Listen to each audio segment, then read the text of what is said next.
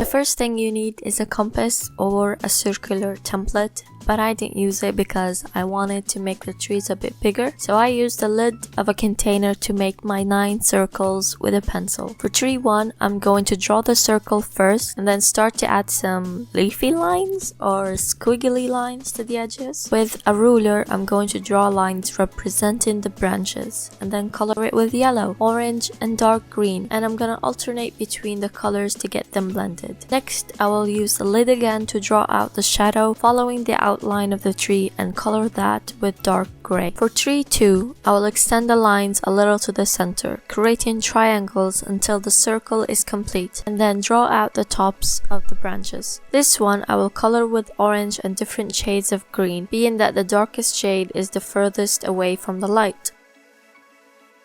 For tree 3, I'm going to draw the circle first with squiggly lines to the edges, and then add some branches to the edges and color that with orange or a brown marker, and then color the tree with blues and purples, alternating between the colors to get them blended. It is an unusual color for a tree, but I find them so interesting in plants, and blue is my favorite color. Next, I will use the lid again to draw out the shadow following the outline of the tree and color that with dark gray. For tree 4, I'm going to draw the circle first, and then with a ruler, I'm going to draw a line representing the branches. This is called the lazy tree because all you need to do is color it in parts with different shades of orange.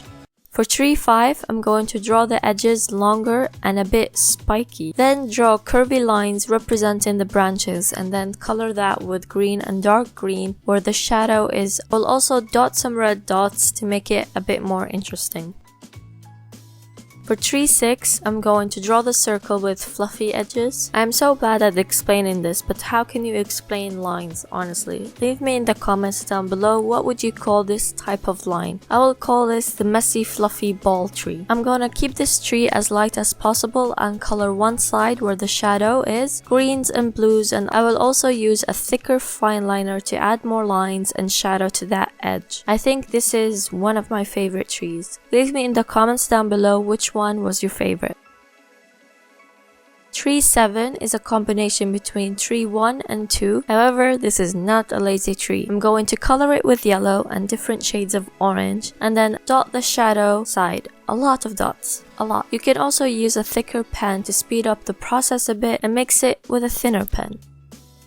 For tree 8, I'm going to draw the branches more realistically to the edges of the circle with no outline, and then color it with yellow and green using that dotted motion until the tree is all colored. I will also color the branches with a brown marker.